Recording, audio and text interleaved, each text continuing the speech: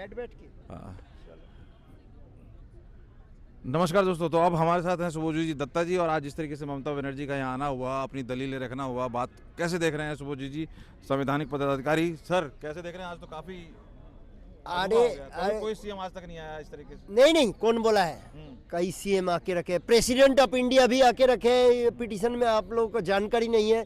भी गिरी जब प्रेसिडेंट बने थे, उनका प्रेसिडेंट का बनने का जो चुनाव हुआ था उसके ऊपर मामला हो गया था कि इन्होंने फर्जरी करके राष्ट्रपति बने हैं। तब भी गिरी यानी कि बराहगिरी वेंकटगिरी खुद मामला फाइट करने डिफेंडेंट के रूप में सुप्रीम कोर्ट में आके अपीयर किए थे और फोल्डेड हैंड में बोले थे, महिला पहले क्लियर कर दो कि मैं सही तरीके से राष्ट्रपति चुना के नहीं, तो तब मैं जाके वहाँ पे शपथ लेके बैठूंगा। मैं एसआईआर की बात कर रहा हूँ। एसआईआर के लिए कोई ये मैं इन्फॉर्मेशन दे रहा हूँ कि राष्ट्रपति जब आके रखे सुप्रीम कोर्ट में, तो सीएम तो कौन है? एसआईआर के लिए एसआईआर के लिए तो उनका पिटिशनर, उनका एडवोकेट्स तो लगातार आ रहे हैं ना। जो पिछले दिन का 22 जनवरी तक जो ऑर्डर हुआ है इलेक्शन कमीशन का खिलाफ, तो उसमें तो इनका पक्ष में ही जा रहा था। अभी इन्होंने आके नया पर्सपेक्टिव से इस प्रोसेस को ठुकराने के लिए दूसरा पिटीशन कर दिया। तो इन लोगों ने जो है पिटीशन पे पिटीशन करके जो है सबको कंफ्यूज कर दे रहा है। और जो टाइमलाइन है इलेक्शन का, उस टाइमलाइन को इन्होंने ओवरटेक कर देना चाहता है ताकि प्रेसिडेंट रूल ही बाकी ही लगे। और यही सोल्यूशन है। इसमें मार्च 2024 से मई 2024 के अंदर चुनाव होने का पहले से mandated dates timeline election commission का वेबसाइट में है। और 7 मार्च 2026 एट एनी कॉस्ट नया चुने हुए सरकार को शपथ लेना है। इससे जो है जो 10 दिन का नोटिस 5 दिन बाद या तो 2 हफ्ते बाद, ये करते करते आपको लगता है कि प्रॉपर रिप्लाई फाइल कर पाएंगे? या इलेक्टोरल रोल जो है 1.25 करोड़ या 1.36 करोड़ लोगों का नाम में लॉजिकल डिस्क्रिपेंसी है, यह है वो है, इसको साफ कर पाएंगे?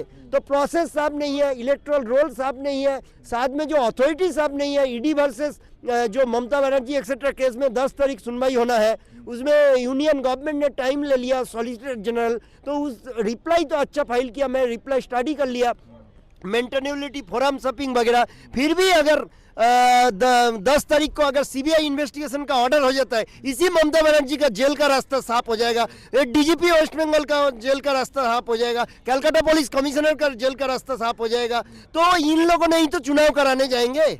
तो यही डीजीपी, यही West Bengal government, election commission कौन सा मंगल ग्रह से लोग लाते हैं? स्टेट से डेपुटेशन देके पुलिस ऑफिशियल स्टाफ इन लोगों को रिक्रूट करते हैं। तो इलेक्शन कमीशन का ही जब क्रेडिबिलिटी दाव में है, वेस्ट बंगाल गवर्नमेंट, वेस्ट बंगाल पुलिस, इन लोगों का क्रेडिबिलिटी दाव में है। और इलेक्टोरल रोल जब साफ नहीं है, अभी जब 22 जनवरी तक जो ऑर्डर हुआ था ईसीआई के अगेंस्ट, जस्टिस जयमल्ला बागची ने कुछ स्ट्रॉन्ग ऑब्जर्वेशन किया था कि हर बार एसआईआर जब होता है, एसआईआर होने से पहले जो रूल्स और रेगुलेशंस नया बनाना पड़ता है। नया एसआईआर तो नया रूल्स, आप लोग इस बार कहाँ बनाया? सही क्वेश्चन। तो इसमें जो है रजिस्ट्रेशन ऑफ इलेक्टर्स रूल्स 1960 उसका जिक्र किया, उसका रूल नंबर 4 to 13 उसका एप्लीकेबिलिटी इलेक्शन कमीशन के अगेंस्ट जा रहा है। फिर रिप्रेजेंटेशन ऑफ पीपल्स एक्ट जो सेक्शन 21(3) सब सेक्शन 3 वो इलेक्शन कमीशन के अगेंस्ट जा रहा है। तो उसमें बोला था you can not be wild horse. तो उसमें जो है जस्टिस जयमल्ला बागची ने बोला है चीफ जस्टिस साहब का कोर्ट में कि आप लोगों ने तो जुडिशियल रिव्यू के दायरे में आ रहे हो। तब जो है लर्नेड काउंसिल राकेश द्विवेदी बोले, महिला जुडिशियल रिव्यू तो अमेरिकन कॉन्स्टिट्यूशन से है। अब जब अमेरिका में खुद ही जुडिशियल रिव्यू को नहीं मान रहे, वेनेजुएला का प्रेसिडेंट मदुरो को उठा ले रहा है, या तो आपका ग्रीनलैंड के ओर हाथ बढ़ा रहा है, तब क्यों अमेरिका का इसी गलत टाइम में उसका एग्जाम्पल देके यहाँ इसको। जज साहब ने बोला ना कितने सीनियर एडवोकेट हैं, आपको बोलने की जरूरत क्या है? फिर वो क्या? हाँ, जैसे मैं पिटिशनर इन पर्सन हूँ सुप्रीम कोर्ट तक, मैं अगर खुद मामला लड़ता हूँ तो ठीक है, लेकिन मैं अगर एडवोकेट के रूप में, आप अगर एडवोकेट हो तो खड़ा करता हूँ, मैं पास में खड़ा होकर मैं भी बोलते रहूंगा this is against decorum of judiciary. ये लोअर कोर्ट में भी बोलो, हाई कोर्ट में भी बोलो, सुप्रीम कोर्ट में भी बोलो। आप काला कोट एडवोकेट का कोट पहन के आ गए या कोई भी है, आपका जब काउंसिल है उन्होंने बोल रहे सुप्रीम कोर्ट को आप एनार्किक फोरम में कन्वर्ट कर रहे हो। इन्होंने तो जलपाईगुड़ी सर्किट बेंच में जब 17 जनवरी जो नया भवन का उद्घाटन हुआ था, जिसमें सीजेआई साहब और ये जस्टिस दीपंकर दत्ता, जस्टिस जयमाल्य बागची, इन लोगों ने भी प्रेजेंट थे, उन लोगों के सामने भी हल्ला बोल कर रहे थे, एक्स्ट्रा जुडिशियली इन्फ्लुएंस करने का कोशिश कर रहे थे। और इसमें तो जुडिशियरी के अंदर आके फिर इन्फ्लुएंस करने का कोशिश कर रहे थे। गलत टर्म जो अनपार्लियामेंट्रियन लैंग्वेजेस यूज किया। इलेक्शन कमीशन को कह रहे हैं व्हाट्सएप कमीशन, या तो माइक्रो ऑब्जर्वर्स कहाँ से आ रहे हैं, कह रहे हैं बीजेपी रूल स्टेट से आ रहे हैं। यह पॉलिटिक्स का फोरम थोड़ा ही ना है। या तो इलेक्शन कमीशन का भी बहुत सारे ग्रीवेंसेस है कि जो बीएलओज है इनको 18,000 रुपया पाना है। ममता बनर्जी का गवर्नमेंट सिर्फ 7,000 रुपया अभी दिया है ताकि बीएलओ ताकि काम ना करे। और इनका जो एलिगेशन है कि बीएलओस वगैरह जो है अंडर प्रेशर है इलेक्शन कमीशन का, बाहर से माइक्रो ऑब्जर्वर्स आके बीएलओस को चला रहा है। तो और जो ईआरओस इलेक्ट्रल रजिस्ट्रेशन ऑफिसर्स और एईआरओस एडिशनल इलेक्ट्रल रजिस्ट्रेशन ऑफिसर्स जो एसडीएम या ब्लॉक डेवलपमेंट ऑफिसर्स, इनका जो नियुक्ति है जस्ट 60 के आसपास बीएलओस ईआरओस और एईआरओस को वेस्ट बंगाल गवर्नमेंट ने अलाउ करके रखा है। जबकि इलेक्शन कमीशन सारे के सारे असेंबली कॉन्स्टिट्यूएंसी 294 सीट्स है, 294 सीट्स के लिए सबको इन्होंने रिक्रूट करने के लिए बोला है, लेकिन अभी तक सिर्फ 60 के आसपास किया है। तो actually see does not want election.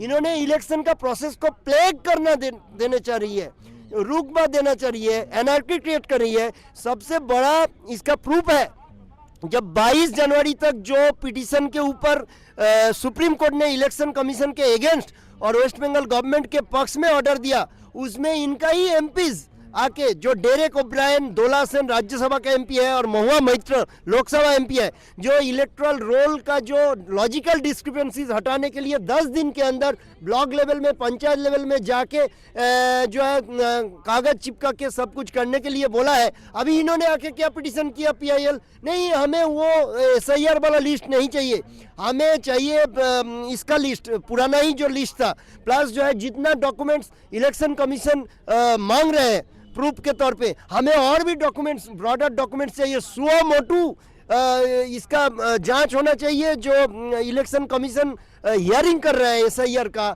जो लॉजिकल डिस्क्रिपेंसी का, ये होना नहीं चाहिए। तो कल आप एक बात बोल रहे थे, आज आके उसी बात को आप ठुकरा रहे हो।